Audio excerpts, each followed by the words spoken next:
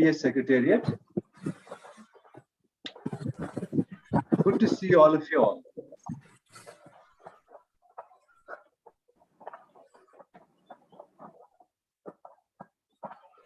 We'll wait for just about a minute or two so that others also can join in.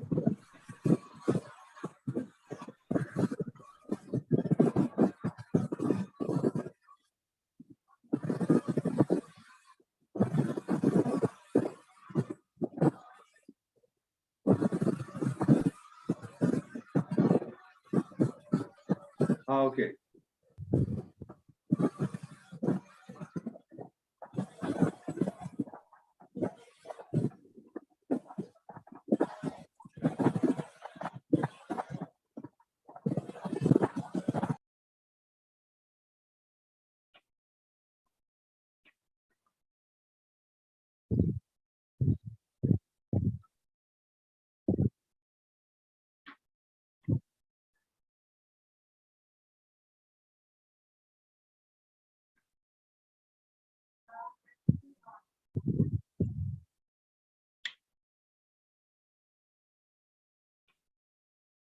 So good morning, friends. Welcome to each one of you. On behalf of the Social Justice and Ecology Secretariat, South Asia, based in New Delhi, and on behalf of the Lokmanch Secretariat, which is part of the SJES South Asia, I would like to welcome all of you in a very special way to Father Stanislaus D'Souza, the FOSA, the president of the South Asian Conference. He may join in a little late. So Father Shajimon Chakalakal is there with us. So welcome him. And the communities of Jorbag as well as the ISI community. So I am talking to you from ISI. So welcome to Father Tom and his team here. And welcome to each one of you. Especially to, of course, our star and keynote speaker, Father Ignasimuthu, who is here with us. Thank you. So welcome to each one of you. Now, my dear friends, as you know that there are several who are now linked on YouTube as well. We have more than 50 here, but there will be many more joining on the YouTube. First of all, that this talk on climate change, which Father Ignasimuthu is going to give us, we are not having this talk because it is fashionable. It is fashionable to talk about some subjects, not because it is fashionable, but because there is a climate emergency. And now we are realizing the effects of climate emergency with the cyclone Taukte and so many other cyclones hitting us and doing extensive damage. Whereas all are affected by climate change, and many sectors of the economy and society are affected, my dear friends, it is the poor who bear the brunt of climate change, climate chaos, climate emergency, climate disasters. The poor bear the brunt. And this is where we Jesuits and others who are with us come in, because it affects the poor very, very badly. And they cannot really adapt. The rich can adapt. Those who have the wherewithal and the resources can adapt, but the poor cannot adapt easily. And that's why this challenge is huge for us. So we have this, we have the lives, the livelihoods and the habitats of the poor destroyed by climate change. And they cannot really cope. At the international level, my dear friends, there is again this climate divide, the rich and the poor. The rich countries bear a historical responsibility for global warming and climate change, and they must do something very, very urgently. the poorer countries, the countries of the south are bearing the brunt again, the poorer countries and the poorer people. And so therefore we must take stock of all this. And also we now have a very historic and very significant document now coming from Pope Francis, the encyclical Laudato Si, that is not only worth reading but also worth reflecting upon. Laudato Si is telling us about climate emergency and about the forces that create this. It talks about exploitation, rich and the poor. And none other than one of the greatest intellectuals and writers of our time, Amitav Ghosh, has praised Laudato Si in many words. And this is very significant. And unfortunately, I think many of us probably have not read this document. So we need to know more about climate change.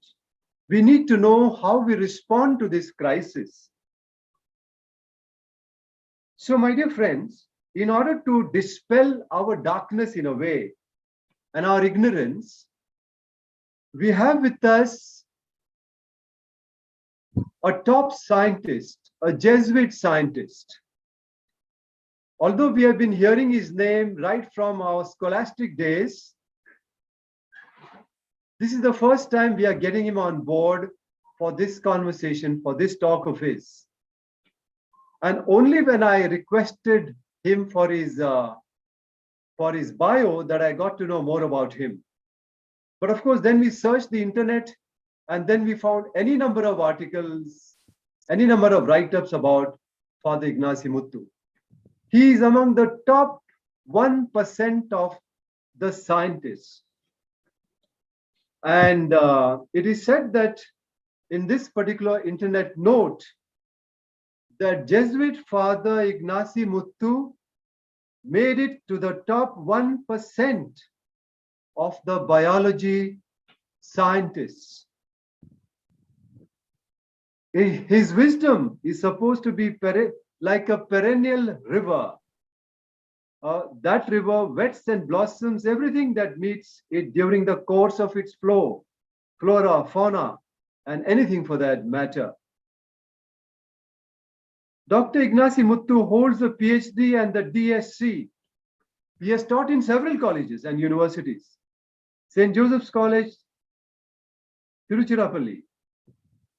He was the principal of St. Xavier's College, Palamkottai, and also Loyola College, Chennai. He was Vice Chancellor of Bharatiyar University, Coimbatore, and the University of Madras, Chennai.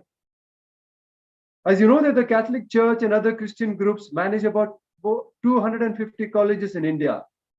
However, Father Ignacy Muttu stood as the first Catholic priest to become the Vice Chancellor of a university. He worked at the Entomology Research Institute of Loyola College, Chennai, during the period from 93 to 2018. Since that time, he has been working at Xavier Research Foundation, St. Xavier's College, Palamkottai. Now, this note also says that he is a man with a never-ending desire to study, research, and apply. That is what Jesuits are supposed to do. And one unique credit to Father Ignacy Muttu is that it seems that he has come up with Xavier Research Foundation come up with a hand sanitizer for the poor. So he has decided to develop a hand sanitizer that the poor can afford. So his hand in developing Xavier Herbal Hand Sanitizer to protect against pathogens, including COVID-19, is remarkable.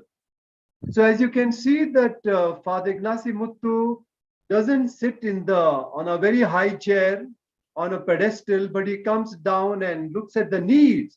So here is science meeting the needs of the poor, making these things reachable making it very, very cheap so that the poor can access this. Many cannot afford this costly hand sanitizer.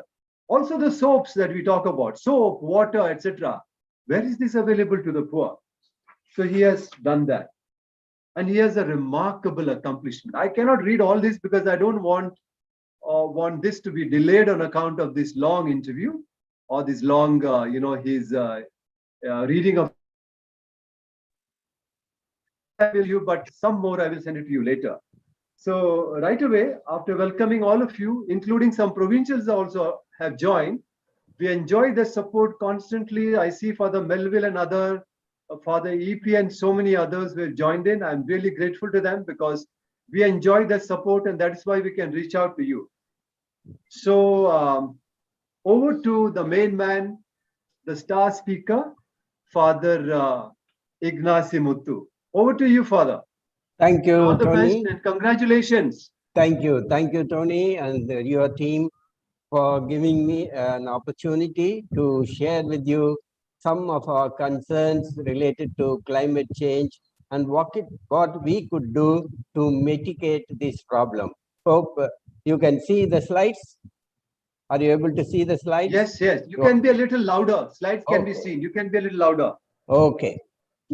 Now, as you are aware, a few nice things were said about me. I always used to say, what you are is God's gift to you, and what you become is your gift to God and to the society at large. So, all of us are gifted with certain talents, and if only we can make use of them, certainly God is glorified, and we, the human beings, are benefited. With these few words, Tony, once again, I thank you for the nice words of introduction. Now, what I'm going to share with you is what is today's concern for many people and what role we can play in mitigating this problem of climate change. Basically, what is environment? Environment is all that is around us. We know everything around us. We live not alone, but with everything and everyone. So environment in that sense is all the living beings and the non-living things around us.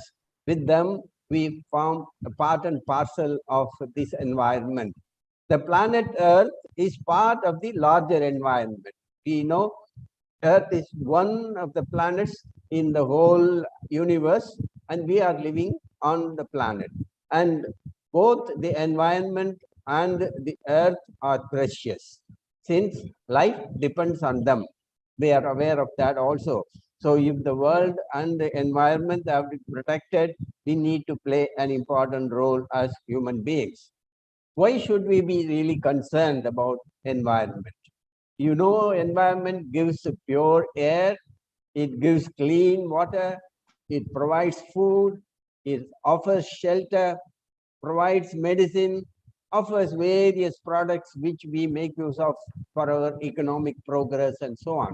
So, because of these solid reasons without which we cannot live, you may understand the importance of pure air in the time of our COVID-19 situation where people had to rush for oxygen cylinders and so on. So very, very precious things this environment is providing for us. And what is our response to this great environment? Our home, the blue marble, our home, beautiful word used by our Pope Francis. This is the blue marble that we wonder at.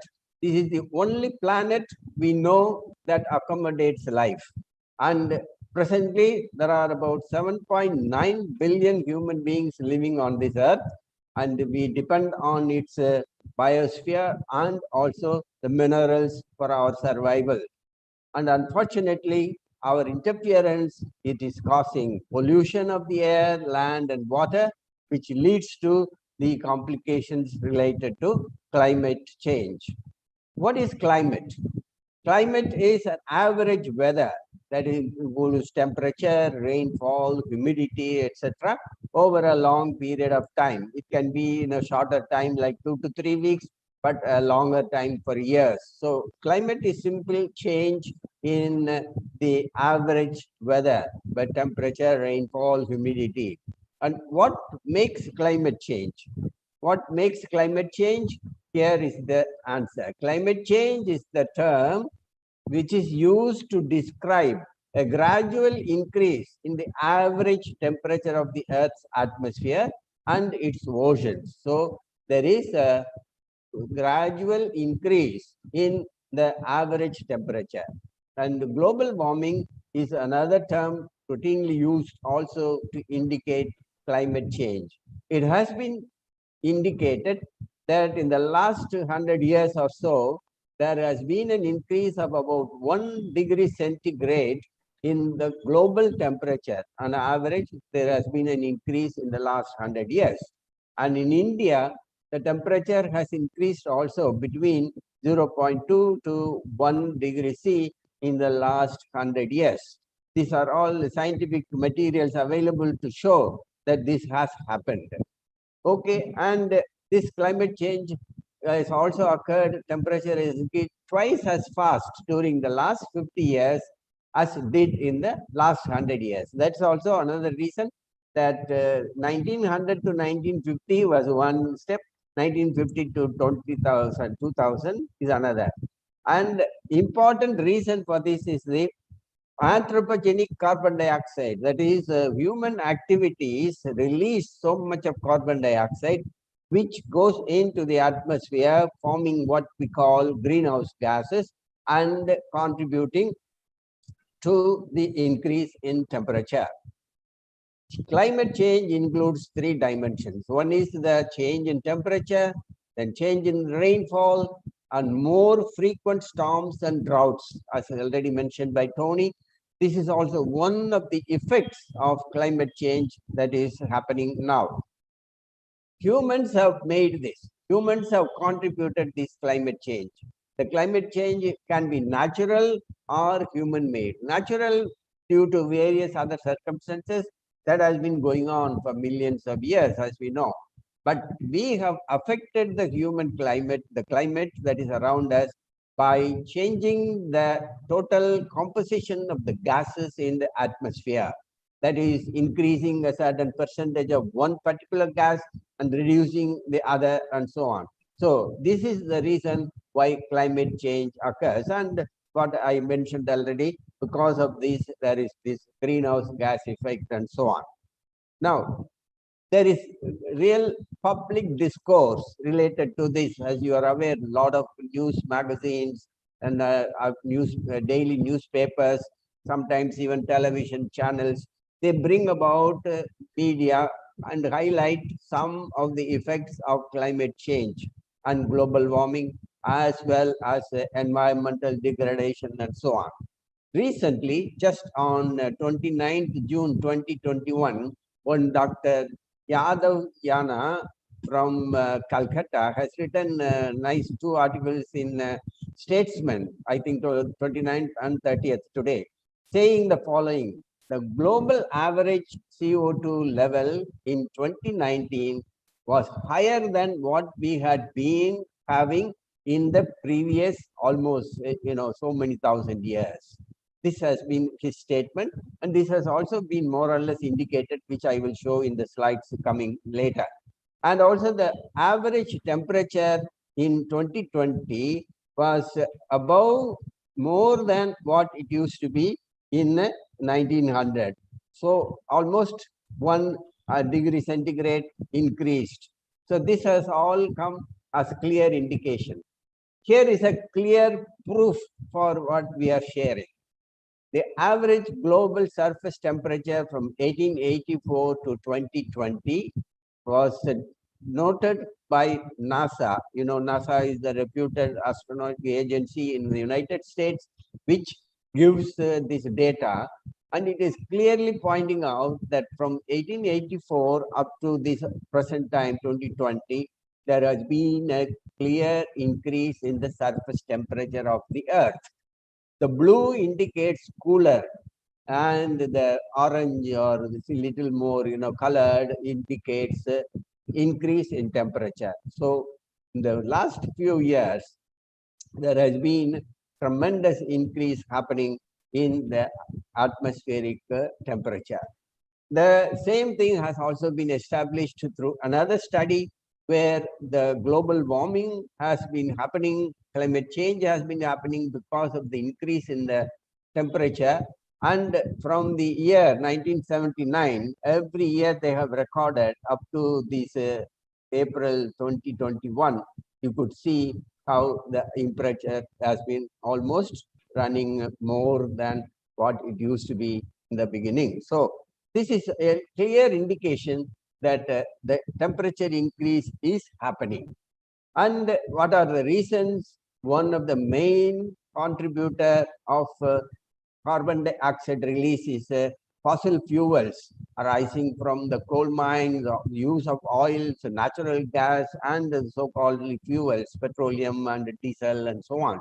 So this releases carbon dioxide, which goes and forms an umbrella, as we call it, greenhouse gas, and then allows, does not allow much of radiation, and therefore the heating up takes place. That is why we call the increase in temperature occurring, leading to climate change.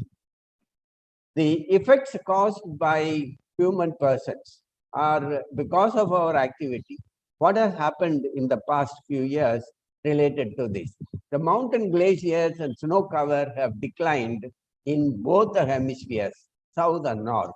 There is a widespread decrease in the glaciers and ice caps as they have contributed also to the rise in sea level. And the sea level has increased almost about 1.18 millimeter per year in the last few years, from 1961 to 2003, as data have been collected. And then there was also extreme temperature variation observed in the last 50 years. There are cold days, cold nights, and frosts have become less frequent, and hot days, hot nights, and heat waves have become more frequent. And this global average surface temperature has increased in the 20th century quite a bit. In the 1990s, warmest decade, and 1998 warmest year in the last 1,000 years in northern hemisphere. And in the last 50 years, nighttime temperature also has increased by 0.2 degrees centigrade. There has been a 10% reduction in snow cover, and also reduction of 2 weeks in annual duration of lake and river having ice. So all these indicate, because of warming temperature, there is an effect on our earth ecosystem. Northern hemisphere has decreased ice level, then it has also declined in the Arctic and Antarctica, and then the sea level increase also has been seen.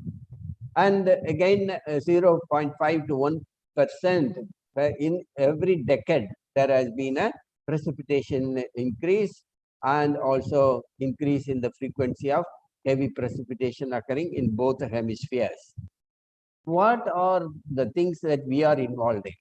One important area is nuclear tests on and off when different countries test this, and it is contributing to environmental degradation and climate change, deforestation, water pollution, accumulation of polythene bags all over, and forest fires, animal poaching, air pollution, mining, pesticide application and fertilizers. All these contribute as human beings to various things. Then there is also farming. In the farming sector, intensive farming, overgrazing, monoculture, and also pesticide drift happening. The land degradation, land pollution, desertification, soil erosion, another area. Land use, habitat fragmentation, habitat destruction. These are all various human activities which are contributing to environmental degradation and global warming. The two clear photographs to show you. In 1914, Alaska was full of ice. In 2020, you see water running there. It's only because temperature is heating up, this is happening. Similarly, also the Arctic ice cover. Arctic ice cover in 1979 was much more than what we find in 2020. These are satellite pictures which clearly indicate that increase in temperature is playing havoc in our system. Similarly, also the Greenland ice sheet in 1992 we had much more ice sheet compared to what we have seen in 2020. Glaciers also melting in 1928. We had much more coverage of these glaciers, and today in much less. So these are some clear evidences to tell us that climate change is occurring. In the Arctic, I already mentioned, there is a temperature increase of nearly 5%, five times faster than the rest of the world, and the sea ice is melting. Okay. In India, we have had a lot of effects also experienced. For some frequent droughts occurring, particularly in districts like Rajasthan. Then the sea level rise in the run of Kutch and in the saltwater intrusion into the Mumbai city. The forest productivity in Kerala getting affected. The Tamil Nadu coral bleaching in the Ganges sedimentation problem, in the Sundarbans sea level rise, the Northeast India reduction in rice yield. These are all effects of climate change, scientifically proved with clear data. Okay, along the coral reefs again, the sea temperature is rising. Therefore, hurricanes are more often, typhoons and storms, cyclones, all often happening, and the ocean is becoming more acidic. In the mountains, then again the glaciers are melting, lakes are forming where there was no lake previously, and new pests are emerging. One simple example is corona, which I will mention when we come to that slide later. And in agriculture, there is loss of biodiversity. As you know, biodiversity is a very important component of any economic system in the world today. I will also explain that a little later. There is increased frequency of weather extremes, loss of fertile land, seasonal fluctuations, and change in food availability. More areas becoming drought prone, and therefore less production is occurring. And climate contributes in two ways. As I said, rainfall increase in the water availability in some areas and decrease in water availability in some other areas, and global temperature increasing almost from 1.8 to 5.4 degrees centigrade. The future changes in the climate, people have already predicted. The sea level will rise and extreme events will happen. And the people expect even about a 2 meter, increase and so on, which will contribute to the flooding of many cities that are now close to the sea. Now, the general effect can be felt in agriculture, water, energy, transportation, health, infrastructure, economy, and in different types of disasters that happen. Okay. And I already mentioned this point to you that the climate change impacts the physical system, the economic system, the human health, and the biological system as well. So many are interconnected to this that we need to pay great attention. There is a thermal stress, for example, heat waves often occurring, diarrheal diseases, vector-borne diseases occurring, dengue fever very common, food yield and nutrition, child development getting affected, and displacement of people due to various calamities. These are all consequences that happen because of climate change and global warming.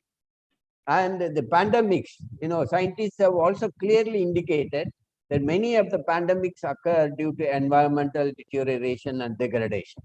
Scientists have stated that pandemics happen due to deforestation. For example, corona, as we know, emerged from a zoonotic disease, that is from animals passed on to humans, and today we are fighting it all over the world. And it is clearly sending us a message. The World Health Organization and United Nations and other bodies have clearly indicated that we need to protect the environment in order to safeguard human beings and other living beings from any further pandemics that will occur. Vector-borne disease, I already mentioned, mosquito is one of the biggest problems, and there is a much more increase in these vector in tropical areas because the temperature rise helps them in kind of increase in their infective cycle and also the doubling time and so on. So it is one area to be concerned about. And they also shorten their incubation period. The breeding cycle is also shortened, and they feed more and efficiently transmit disease. With regard to food, the food production will be much low in some areas, and there will be also agricultural productivity much less in tropical regions where most people, the poorer people, live. So this is also an indication where we need to pay attention. And in the forest and wood, the wood fuel, as you know, is the only source for almost 1/3 of the world population. And this demand will double in the next 50 years. And the forest management will become more difficult due to increase in the pests and fires that will happen due to climate change. So this is also again going to have a direct input on the lives of the poor and the needy. Water resources again will be much less in arid and semi-arid regions, and 1/3 of the world population is now subjected to water scarcity, and population facing water will be much more double in the next 30 years. In fact, many years ago, a famous Time magazine had brought out an editorial saying that if at all a third world war will occur, it will be because of water. So that has become a real commodity everywhere to really look into. And when climate change is occurring, this is going to be again a big problem. Another big area is biodiversity. Biodiversity simply means any kind of variation that exists in life forms, from small microbes, the virus, for example, and up to human beings. This diversity is the one which contributes to all ecological goods and services and for the economic growth of any country. And unfortunately, in the last few years, there has been nearly 10 to 15% of the biodiversity being lost. This is what scientists have found out. And it is threatening the plants and animals. When there is an increase in temperature and increase in carbon dioxide, it totally kind of leads to a different type of plant forms and so on. And so elimination happens and the biological diversity easily gets affected. Then when rainforests are also destroyed, more damage is happening. And this is one important area which we need to pay attention to. And also very many species which have evolved over millions of years, we simply get lost due to increase in temperature. Now, polar bear, as we know, are one very good example. They need all the time ice, and they eventually will be extinct if at all ice is not available for them. Sea turtles, another example. They need the same place to go and breed where they were born, and all these things will depend on the climate being normal. And ecosystem damages, agriculture lands and coastal zones, forest lands, fresh water, arid grasslands, all these will get affected because of the ecological changes that happen due to climate change. On us humans, there will be fewer deaths from cold and more from heat. Heat waves will kill more people, and there will be thermohaline circulation will be decreased. CO2 fertilization will affect the fertilization of people. Precipitation changes will also occur. Drought often and less, leading to famine and so on. And cooler temperature in some parts of the world, that is an indication. So impacts are worse in already more flood and drought prone areas where the economy is already climate sensitive, and also where there is low capacity, low infrastructure, low technological input, and so on. So this is how the vulnerable are going to be affected. The poor, the vulnerable, the so-called third world countries will get easily affected. And disproportionately, the poor and the poorer countries and the health status also automatically will be affected due to water availability, then clean food and other resources. Okay, two dimensions we need to look into. In what ways we can mitigate? One is the conservation area. The other is the use of alternate energy sources to avoid the release of carbon dioxide into the atmosphere. In the conservation part of view, we will go into reducing the energy needs and recycling and using and so on.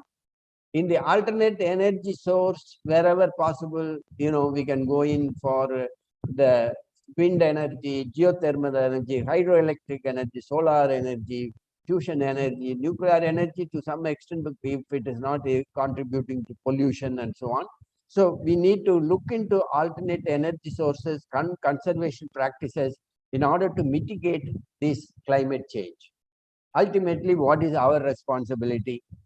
We need to play a role in affecting. Why we should play a role? We know already. We have a clean environment is essential for a healthy living, and we are now aware Earth is warming, temperature is increasing, and our future generation needs a clean environment and natural resources. We are not the only one living and going away. There will be future generations. Therefore, they also need a good environment, climate, and biodiversity is very, very important for future generations' progress. Therefore, we need to take care to protect. How can we do? In simple ways, for I'm mentioning some, even some of them have been mentioned by our Pope also in the Laudato Si. Uh, Reduce the unnecessary packaging, bringing our own reusable bags. Lot of packaging materials which go for wastage of so many things, products and so on, can be avoided when we are able to carry our own bags, reuse them and so on. And plastic, complete avoiding of plastic if possible, replace plastics wherever possible, and then save trees by reducing the use of paper. That is, paper, mostly is raw material is from the trees, and therefore when we reduce the use of paper, we are able to also save more trees. Turn off any lights and electronics when they are not being used. If that is one area by which we can also contribute for conservation and so on. Then drying our clothes and hair or whatever by natural means rather than using electrical and things like that. And then when the washing machine is being used, use it at a lower temperature and also with the full load, and use more environmental way of transport. Transport is one area where we are contributing much to carbon dioxide release, and therefore, if there are environment friendly ways, we can choose them. And then let not water run off. Water is one commodity which will become very, very, which is precious and which will become really in future also very important. Therefore, don't let water run off without when it is not needed. And washing dishwasher and so on with full load. Use environment friendly cleaning products, household products, detergents, herbal products, things like that. Then use natural pesticides and organic fertilizers. Recycle and use recycled products. Save energy wherever possible, like use of CFL bulbs. Then planting trees and reduce the use of air conditioners wherever possible. And then waste management is very important area where we need to look into. And then degradable, biodegradable and so on. And so waste has to be also reused in some way. Then promoting organic farming and sustainable agriculture in another area where we can contribute to our environmental protection and mitigation of climate change. Using biopesticides and biofertilizers, promoting organic products, herbal products, and avoiding use of synthetic chemical detergents. And ultimately, as Pope Francis will say, reducing consumerism. One of the important reasons why there is this climate change and environmental degradation occurring is due to the consumeristic tendencies of people, which we need to look into. In our own institute, plus where I was earlier in Loyola College Entomology Research Institute, we had come out with very many herbal products. One of them is called Ponnim, a natural biopesticide used for controlling insect pests in agricultural fields. It is a is given to a company and they are promoting it both within India and outside. It's very well used, very good natural herbal product to control insect pests. That is for agriculture. The Xavier hand sanitizer already Tony introduced that to you. We prepared it here more mainly for the sake of the poorer people. The Ponnim is also ordinary agricultural farmers can buy compared to what they are buying outside. So the rate is low. Then we also have developed herbal termite controller, then mosquito repellent, and also disinfectant. These are all products which our own research has contributed for the people, so that some way we are able to also give our part to environmental protection. So the main idea is reduce our use, that is consumerism can be overcome, then reuse wherever possible and recycle wherever possible. This is the important circle of life, as we call it.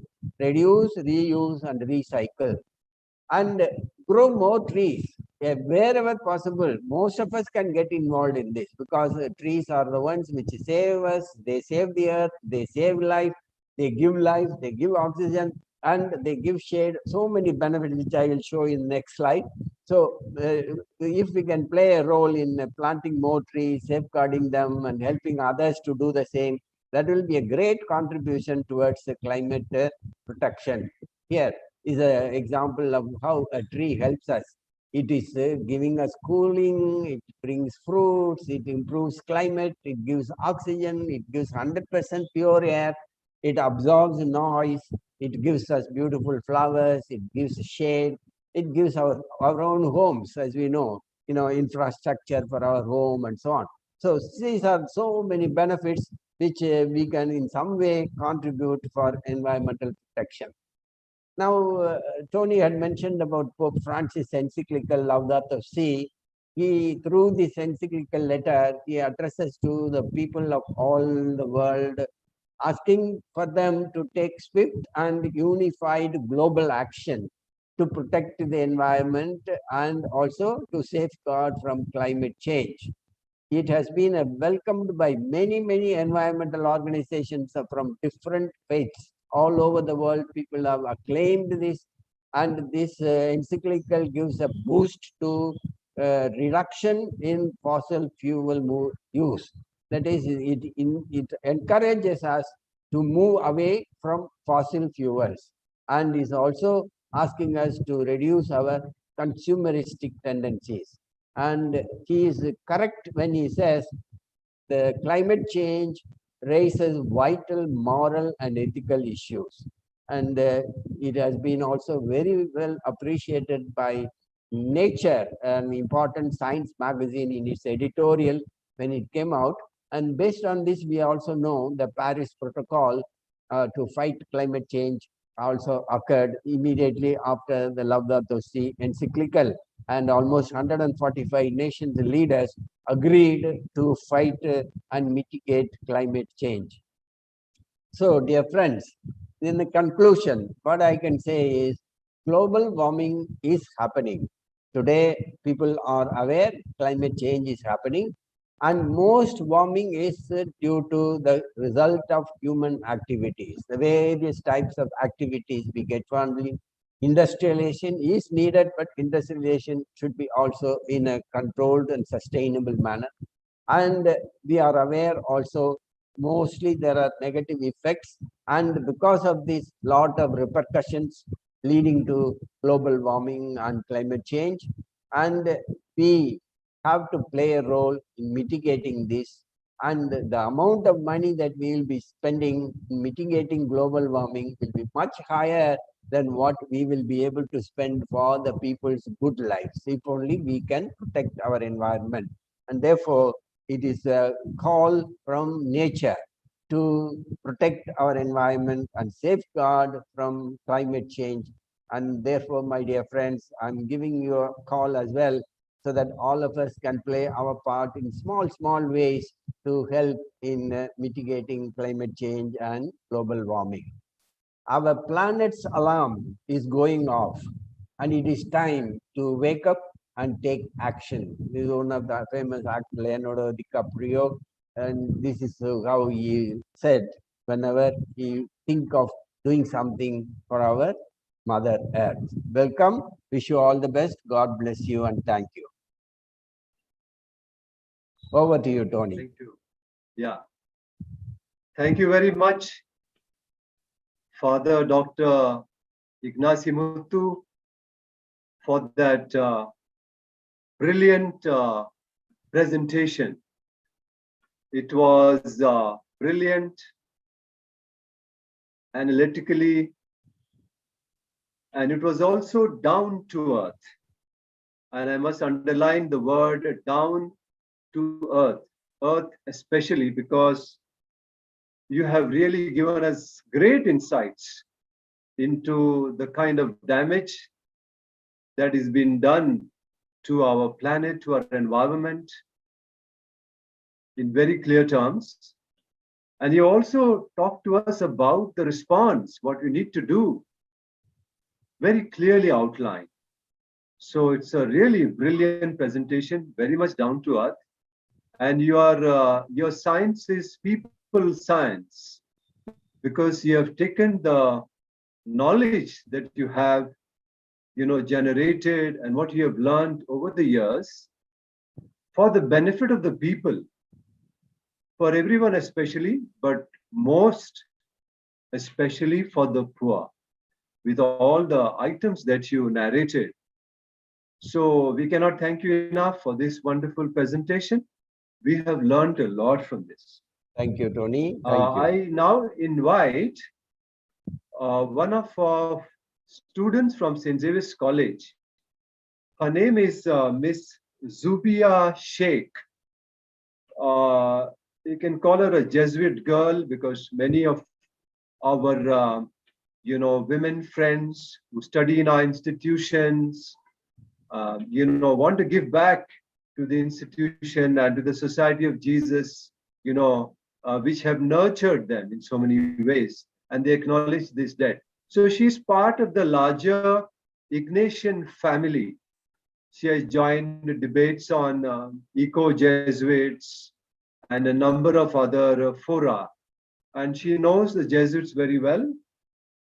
And there are several outstanding, achievements to her credit. Zubia finished, of course, her public policy from St. Xavier's College. She was a science student earlier. And then she came up with she did a project called Recycling Grey Water by Electrocoagulation. This is, of course, difficult for some of us to understand. Maybe she will explain. And maybe Father Ignasi also could enlighten us on that. But she received an award for this project, and is implemented by EcoNet Foundation. And she got a prize, cash prize also, from the US Consulate General in Mumbai. She has also represented India on a panel of young entrepreneurs and economists from across 120 countries. And as I said, participated in the eco-Jesuit dialogues and debates. She is very well conversant with Laudato Si, which our keynote speaker talked about. And she has been associated with a number of other groups which promote, peace and harmony, ecological as well as societal harmony. Her association with Samanvaya and DIRS, Department of Religious Studies of St. Xavier's College, she says, helped her imbibe, she says, the foundational values rooted in peace, justice, harmony, and inclusive development. We talk so much about inclusive development, so much about sustainable development, and that's what she has done. So over to Zubia for her observations.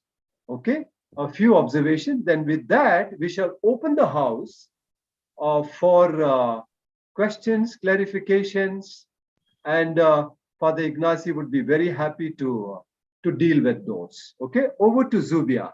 And thank you, Zubia, for coming on to this program. Yes. Thank you, Father Tony, for that wonderful introduction. I think I am humbled to listen to so much, and it was interesting talk by Father Ignacy, which we all would agree. Uh, what Father Tony has said, I would like to reiterate that it's very important to take science from the laboratories, from the institutions, from the the scientific domain to the people. That is where change will happen. And I think Father Ignacy has very well done that in this 1 hour or so, less than an hour. He's made it so simplified and he's explained the nitty gritties, the basics, as well as the scientific evidences in a very lucid fashion, so that any and everybody who's over this talk can get motivated enough to act. That is the entire the direction that we're heading towards, to listen to the earth's call, to the pope's call, to the faith leaders who are trying enough to create a change, to reverse or at least prevent the acceleration that we're seeing in the pace of climate change. So my few very important takeaways from this talk included: one, the simplicity and the lucidity of explaining the basics of climate change, taking us through the science of it, and not just explaining it in a lucid fashion, but also backing it up with data and graphs and images that were so easily connectable, and anybody could just gauge the intensity of the problem through the data that was presented and the evidences that were put forth. Secondly, Father very well took us through the diverse themes. So it's not just the ecosystem or the biodiversity, but it's the health. And it has taken us to this pandemic today, the zoonotic diseases. The diseases like malaria, which are preventable, are causing fatalities of a different scale. So how it's not just one or two domains, but it's an entire vicious cycle of interrelated you know themes and faces of the earth that are being deteriorated through climate change, and the urgency of the problem therefore. So when he spoke about the temperature rise and the effects on not just land in terms of degradation, but also ocean acidification, to the corals who are acting as indicator species to explain us the same. And then he took us to steps of mitigation and conservation, how we in our individual capacity can act and must act, and also in terms of the larger agricultural practices that can be turned into sustainable. I was really moved by Father's research that is so driven by sustainability. His herbal products really touched me, and when I was reading about his work, it was something that I would also look up to, and would be inspired to do. So we study academics, but the bridge between academics and the people and serving the society is what Father Ignacy has really shown us and inspired us to work towards. So we must reiterate the Pope's call in Laudato Si, which I'm so inspired by, and all the faith leaders around the world from different communities and interreligious communities should be inspired and understand how this vital moral and ethical issue of climate change has been raised. I would just conclude by thanking everybody on this board for organizing a talk on such an important issue that is often not spoken about in all the hustle that we are in. So thank you so much, and extend my warmest gratitude to everybody on the panel and everybody who's listening to us and paying heed to it. I invoke you all to act in any and every capacity that you can to to arrest this deterioration and harm that is being caused by our anthropocentric activities. Thank you, Father Tony. Thank you, Father Ignacy. Thank you, everybody. Thank you. All the best. God bless. Yeah. Oh, very good. Thank you. Thank you, Zubia, for that. For those really good observations. Very good observation. You sort of provided a summary plus made your own observation. So thank you very much for that. I know that you are into a new job after your post graduation, and then you took some time off to be with us. So we are very grateful to you for that. Okay, thank you, Zubia. And now, my dear friends, it is open house. So you can put your questions in the chat box. So my colleagues and friends here will monitor that, and you can also raise up your hand electronically, so that we see you. You can just or you can just lift your hand like this and come on and speak. Before speaking, do not forget to unmute yourself. Okay. I already see Orville's. Yeah, Yeah. Who's this? Orville. Okay, Orville. yeah. Where So are you from? You I'm give in your Goa name right and now. where you're speaking from. I'm in Goa at Pedro Arpe Institute. Okay. Yeah. So Father Ignacy, thank you very much for your wonderful presentation. Thank you. And as we all know that climate change is a reality. But one of the most important things, and which often comes to my mind, is what is the contribution of the Jesuits in this regard. So I basically see that we require two kinds of interventions. One is at the policy level, that is the policies being adopted by the government. And I think the second important part, which is very important and which needs to be addressed very urgently, I'm not very sure whether this is the right forum, but at least we can take forward, that is policy decision at the province level and even at the JCSA level.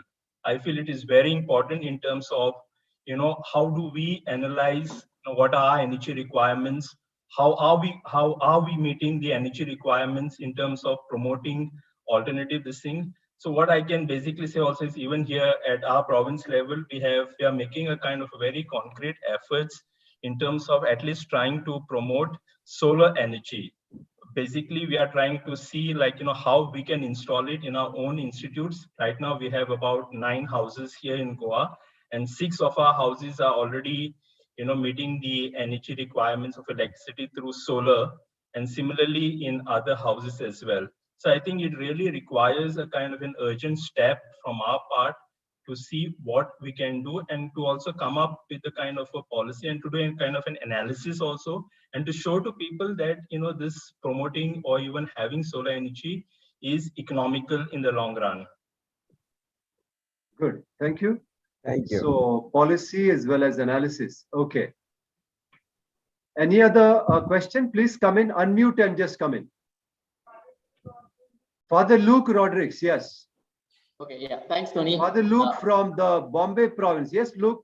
Luke is an environmentalist. Yes, carry on. Well, first of all, many thanks to Father Ignacy. And I think Zubia also has reiterated that important point of taking science to the people. So a comment, it was lovely to hear about this Xavier herbal products, but I really wish there was more publicity about it. If we have something like this, I wish we know more about it and how to access it, how to procure it, because we'll end up taking all the synthetic detergents for lack of alternatives. And we just don't know what else to do. So, okay, I just want to compliment you, but also to say, I don't know if these things can be made a little bit more public. It'll be nice, for all of us. My questions, or rather I would say concern, is this. We may be committed to this work and we try to inspire others as well. Now you talked about plastic and reducing, packaging. So we'll say, okay, we'll go with the joli and the cloth bag and things like that. But the products are all over-packaged and we have no choice. So at the end, we'll go with the bag and then you want to buy something maybe for the staff or some occasion, and we'll get the whole thing double packaged, and then each individual biscuit or piece of cake, etc., is further packaged, and all your trouble of taking the bag is kind of wiped out. And the people also whom you are trying to work with, the parishioners or the staff, faculty, etc., they say at the end, now what do we do with this? So we are faced not just with our own efforts, but also with a certain corporate culture, or what, I don't know, a consumerist culture, which is over packaging and things like that. Now in solar, if we want to promote solar, there's some sort of, I recently received, trying to promote it, people saying, yeah, but now the solar panels and the discarding of them, or the, when they're causing they're causing waste, and it's a big problem. So is it worth it, and so on? I mean, that's a question I face. One is the problem of buying things and the packaging. The second is, how do we respond to this objection that solar panels are generating waste and it's not being treated properly? That's so. Thank you. Thank you, Luke, for those concerns, suggestions, and also question. Father Ignacy, would you like to deal with the question? The question was related to the corporate culture where over packaging happens, what we could do. Well, one possibility is sensitizing, sensitizing those people and bringing awareness on how an alternate way can be thought of. That is one thing. The others are suggestions which he has given, like going in. One is related to the waste material, e-materials, e-waste, for example, from computers and even solar panels. How do we deal with them? That methodology has to be found with regard to the management of waste. Certainly, we will have to look into that. Yes. Very good, very good. So thank you, Luke, and thanks for that clarification and for the reply. There is Father Aloysius Irudayam. Yes, Father, please come in. Tony, thank you for this opportunity. I just want to offer not a question, but I just want to make an observation, which I have already mentioned in the chat box, namely, Right. While thanking Ignazio for his clear, lucid presentation, he has focused more on the pro-promotive measures, which I appreciate very much. But I think we need to also think of a pro-protest or resistant measures. And I have put in the chat box an important substantive issue to be considered seriously is the structural dimension of eco-justice, namely the damage and destruction caused to the social groups like the Adivasis and their age-old resources which are plundered, and as a result of which eco-balance is seriously affected and damaged.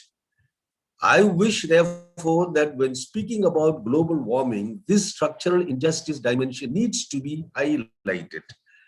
I think this dimension is very, very important because structurally, global warming is caused by structural dynamics, and it is a socio-political dynamics. Until and unless Jesuit really focus on this, I don't think we'll move much further. I think this is very important. I think this is where also I think Pope's encyclical also, I think, in a way touches on this, but I think this has to, what you call, deepen more. Otherwise, I don't think we'll be really doing justice to ecology. This is only an observation that I make, and if there is any reflections by Father Ignacio or by anybody else, I would be most happy. Thank you, Aloysius, for that very, I would say, good question. You can also call it a provocative question because we are provoked to respond and reply to that because structural injustice is an issue that we cannot avoid at all. So that has to come in. So I'm taking that question down, but let me take more questions so that we can, towards the end, address all these, all the issues that are raised up. Okay, anybody else? Raise up your hand or just come in. Unmute and come in, unmute and come in. Give your name, unmute and come in. Father Pala. Yes, please come in.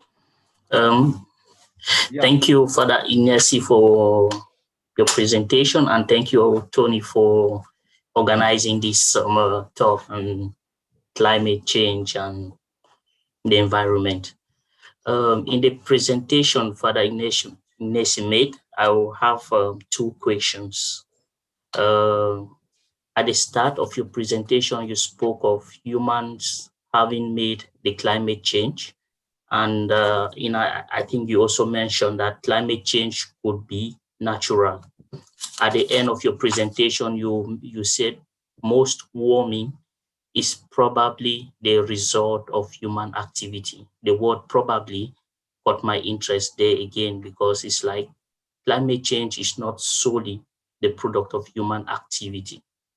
And the tendency of any discourse on climate change nowadays gives the impression that it is solely human activity which is the cause of climate change. Conscious that our Earth is part of a very large universe in which there are more activities going on in the universe beyond our comprehension, beyond our understanding, can't we say climate change is majoritarily a product of these cosmic movements, cosmic changes that are occurring in the universe. Then conscious too of the changes which have been going on on Earth. For example, the increase in population, industrial revolution. Don't we think these could be like push factors for the increase in maybe waste products, the packaging we are talking about? I think they could be a chain, there could be a flow where if the population has increased for the past 100 years, there will definitely be an increase in waste, an increase in everything.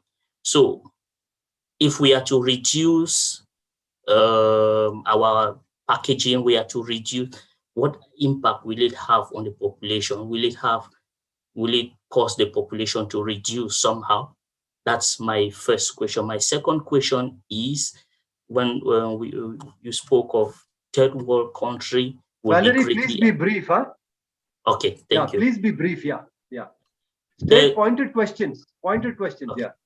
The third world countries will be mostly affected. And my question is, on what criteria do we classify countries when it comes to climate change as third world countries? I feel the countries we term third world countries, if we have to go from an ecological perspective, they'll be like the first world countries. I don't know if I'm mistaken. Thank you. Okay, so this is Scholastic, right? Scholastic Valerie, from which country are you from? Africa? Which country? I'm from Cameroon. Okay. Cameroon. Cameroon. And then Valerie is working in the Social Justice and Ecology Secretariat based in Rome. So he's joining us from Rome now. Okay, your questions are noted. I think Father Ignacy will reply to that. We'll take some more questions and then he'll come back to you. Okay? Thank you. Thank you, Valerie. Yes, some more hands. Please ask your questions. Unmute and come in. Unmute and come in.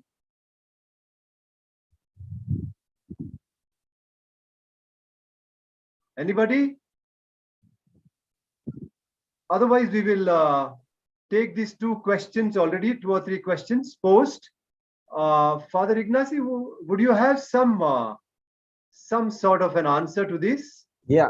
The structural injustice, which is a very important. You are, of course, a scientist.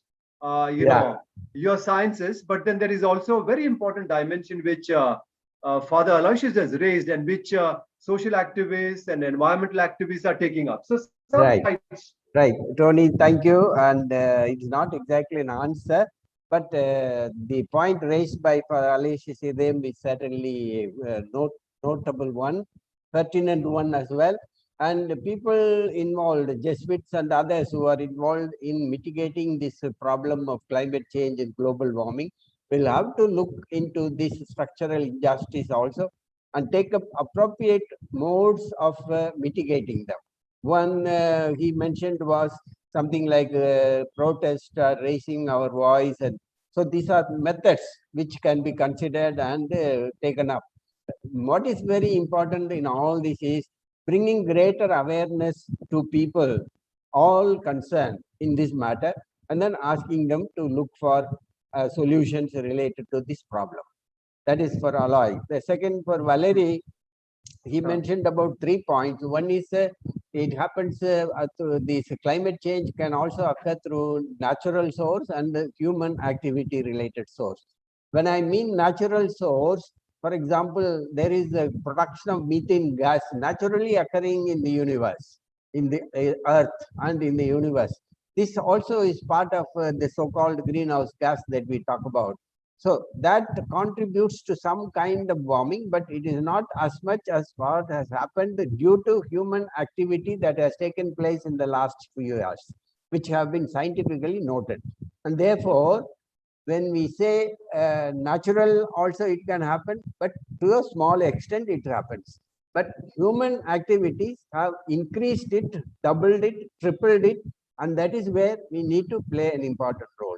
When I use the word probably, I did not mean that there are not enough scientific evidences to prove. I only said main meaning that now that evidences are more and more coming, we need to really look into it and see what we can do to mitigate this problem. Second point, Valerie, you mentioned was related to population. Now, population is a matter which people have to, in society, in every country, every community, that is related to them. And how exactly environment and population is related, climate change and population is related is a complex question. But we have, as environmentalists and ecologists, we believe that carrying capacity of the world is much, much larger to hold a much bigger population also, provided we have a systematic way of proceeding, systematic way of tackling, systematic way of progress. That is how we environmentalists and ecologists believe. And in the last point was about the third world. Third world, normally when we mention it is more economical. When we mention that word third world, that is less developed compared to more developed. So third world country is economically they are little poorer. We may be very rich in our ecology, we may be very rich in our environmental patterns, but financially, economically, that is what is the meaning when I mentioned the third world. Okay, these are small explanations, Tony. Yeah, thank you. Thank you, Father Ignacy, for that. I would just request our friend Father Aloysius, who posed that first question on structural. We have known him as a revolutionary provincial and also a social activist, thinker. So, Father Aloysius, would you like to also suggest a few things for our consideration? You posed a question. Can you tell us, suggest a few things, 2 or 3 things which we should consider as Jesuits working on the issue of eco-justice, please? Yeah, I think, on the one hand, as I mentioned, Father Ignacio Muthus is pro-promotive. That is a very good strategy. Yes. It may tend to, from what he said, he might not have said, but it may tend to more of an individualist, reforms. I think from the point of view of creating awareness, as he himself has mentioned, I think a mass movement is required either at the micro level or at the macro level in terms of promoting ecological harmony or reducing global warming. I think that is necessary, which can be done at the village level, at the panchayat level. I think so on can be done through a concerted exercise of what you call creating awareness and bringing people together and then moving towards. That is one strategy. Second strategy, which is important because from Tamil Nadu itself, I find, and certainly in the tribal areas, I find this resistance strategy is very important. And the resistance strategy is, unless we do take this issue structurally, because groups are involved, corporates are involved, governments are involved. And therefore, unless we take this into account, I think we may not be moving ahead. We may do as much promotive strategy as possible, but then that will be diluted by the ongoing, what you call structural injustice. And therefore, what I suggest is, if Jesuits are really concerned, together with the others, clear research, fact-finding research, number one. Number two, we need to think of really policy advocacy work and monitoring it. I think this is the way that we can do. And that has to be done, I think, at the local level, national level, and international level. We can do because we have persons, we have institutions. Provided we have really what you call good strategic planning, I think this can be done. So I think both approaches are necessary. Pro-promotive strategy and also what you call mobilization strategy is very important, which we can do by all means.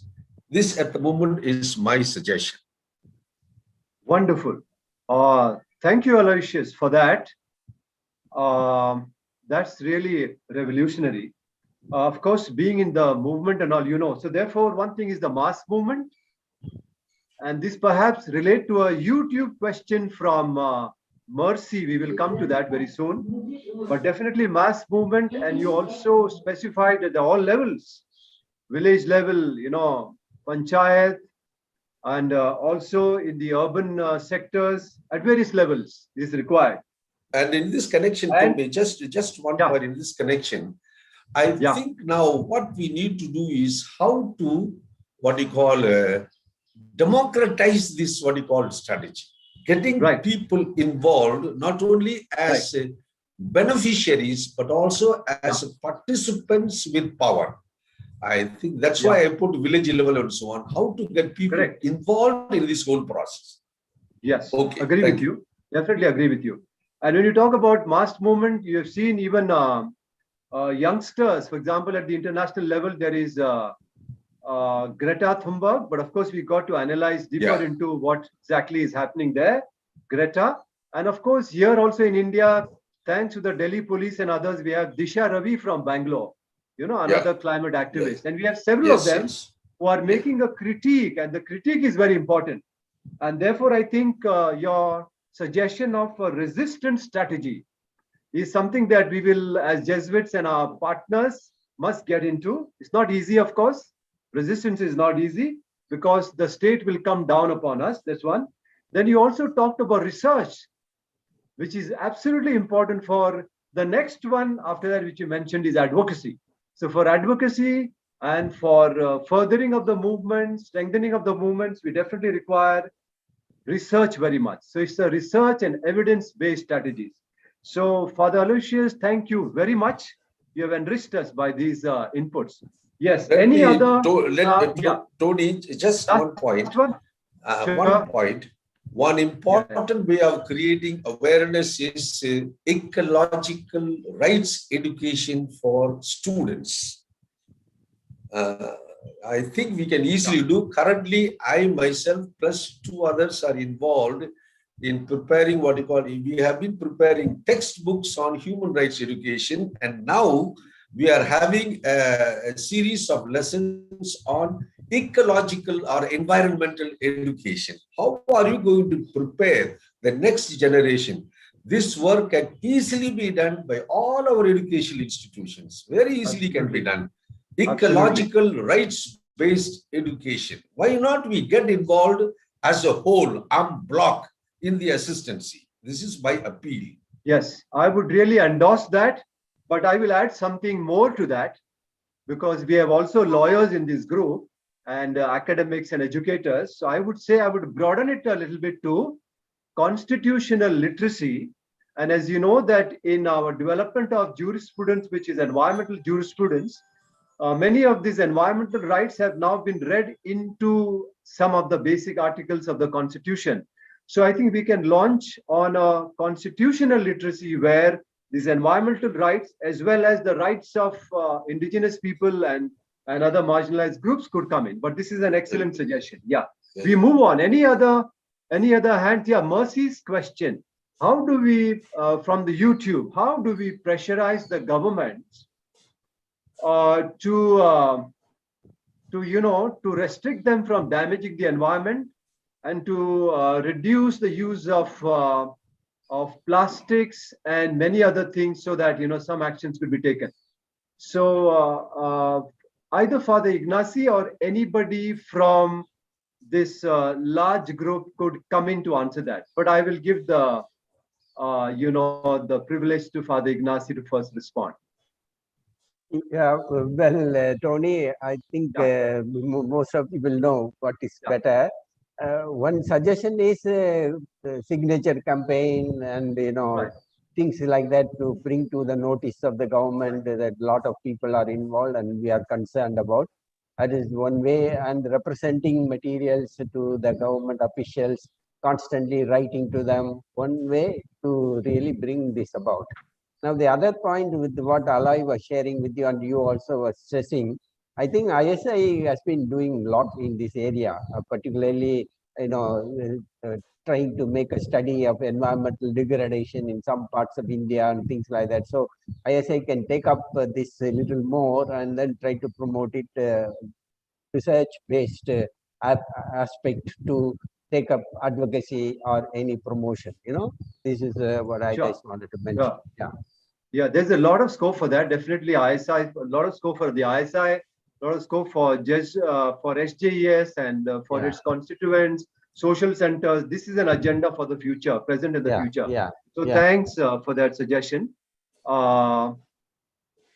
Yes, now there is a Mercy's. Any other response to Mercy? Any other? I see Father Benny. Is that Father Benny who has a question? Father Benny, please unmute and come in. Yeah, my concern is how to, help the nature-dependent people, the fishers, the Adivasis, who depend on the nature, forest, sea, and so on. How can we help them to handle this livelihood pressure on the environment? They just can't, go ahead and then have their livelihoods.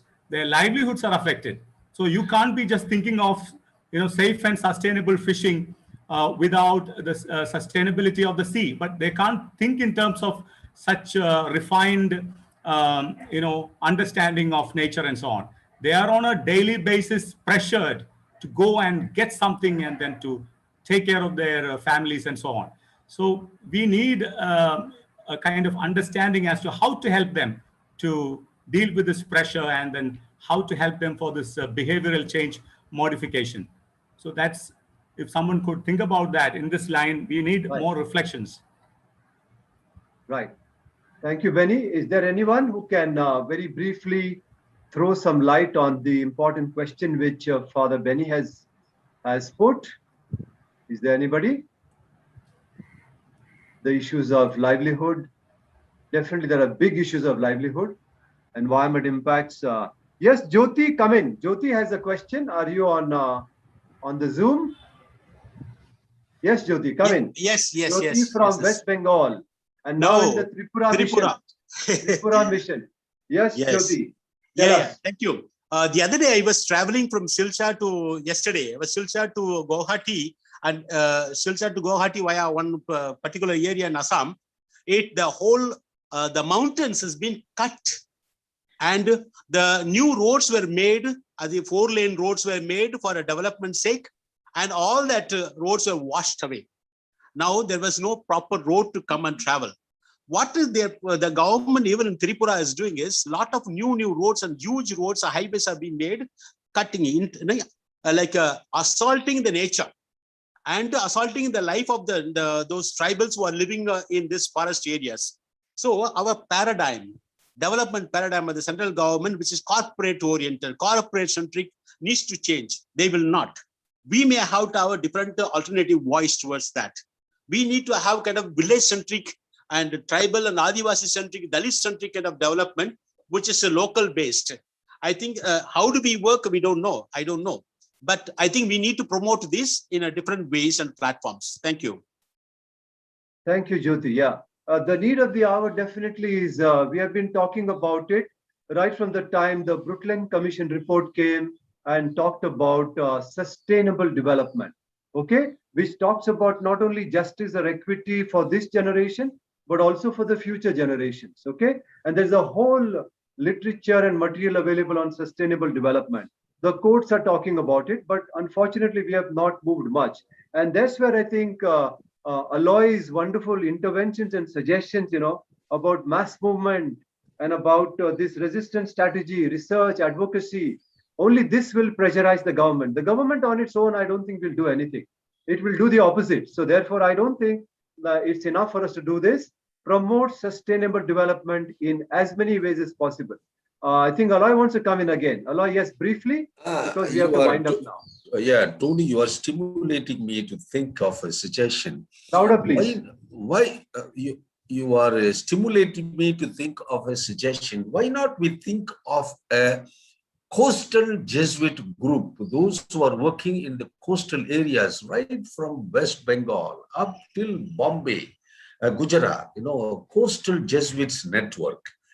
We can even think of Jesuits working in the hill areas and network, and come together, individual groups, and then place demands on institutions like ISI. This is the study that we want, and this is an advocacy study that we want, and this is what you call a policy statement that we want, and we will generate what you call people down below, and then you deal with the advocacy work at the top level. So why not we think of sector-wise Jesuits coming together, reflecting on this, and then see in what way the coastal areas, which are now the very much what you call our corporate sector is eyeing on this coastal areas now. So why can't we think of a coastal network of Jesuits, a coastal hill network of Jesuits, and then place what you call demands on institutions like ISI, Delhi and Bangalore, or any other Jesuit institutes. Our institution, Jesuit institutions and colleges. And colleges and even others also, I think. Why not we think along a new way of doing things? This is my. Thank you for the suggestion. You are stimulating me to think, Tony. Thank you. Good. So I'm happy that that's happening. Very good. This is meant for that, actually. So we'll definitely form these groups. We are taking all the suggestions down and also your questions. Okay. So thanks a lot. And I think we have to wind up now.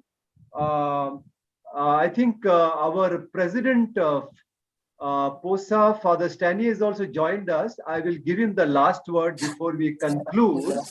But let me first say thank you to many of you. First and foremost to our star speaker, our keynote speaker, Father Ignacy Muthu, then Zubia, who took time off to be with us, and to you participants, active participants, for your questions and for your suggestions. Then, of course, thanks to our POSA, our provincials, our communities at Jorbag as well as ISI. I'm right now at ISI and they are housing SJES here. We are very grateful to them for all that they're doing for us. Father Siji and Anita and Tanvi and Suman were fixing up our tech problem this morning. We're very grateful to them. And I'm, of course, very grateful to our team here, which includes Suman Runda, who hails from Jharkhand, who is sitting next to me here in the office. She has been managing these things for a long time. Then Mr. Jayanta from Lokmanch, because this is, Lokmanch comes under SJES and this is a collaborative project. Then Sister Ruby, who has been with us, journeyed with us for a long time. And she's also here. So I'm really indebted to all our team members. Remember that, friends, that this topic of ecology is not only a UAP, but it is also a CAP. And as Father Melville, who is on this program, the regional superior, has reminded us, in his region, they are calling it RAP. So this is very important, absolutely. And from the point of view of changing structures, okay, that's absolutely important. Conservation, also very, very important. So our scientists and conservationists are putting a lot of emphasis on conservation, which is absolutely necessary to regenerate. And as we were talking at Jorbag and other places, during this pandemic, when the industries were shut down and the exploitation was reduced so much, we had environmental regeneration. We could see the purity of the rivers. We could see mountains which we could not see thanks to less pollution or zero pollution. So, we have a lot of things to do. So the agenda is in a way being set with this meeting. We shall have further conversations because we don't have time now much for this. We'll take up many more of these dialogues and sessions. So I shall give the last word to Father Stanley D'Souza, the POSA, if he's still there on the program. Father Stan, would you like to make a concluding observation or a remark? Oh, he's not there. Okay. So I heard he's not there. So friends, thank you very much for this. And we shall now, it's almost 12:30, I think past 12:30. We shall conclude this wonderful, talk we had. And thanks very much once again for your inputs. Thank you very much. Thank you, Tony. All the best. Okay, God bless. Yeah, bye. Bye. Bye.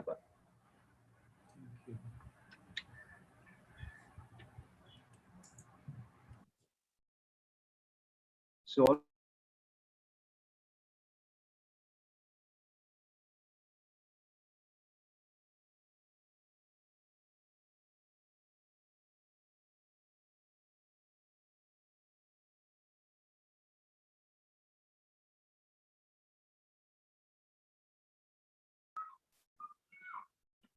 So Maria Luis, you can unmute them.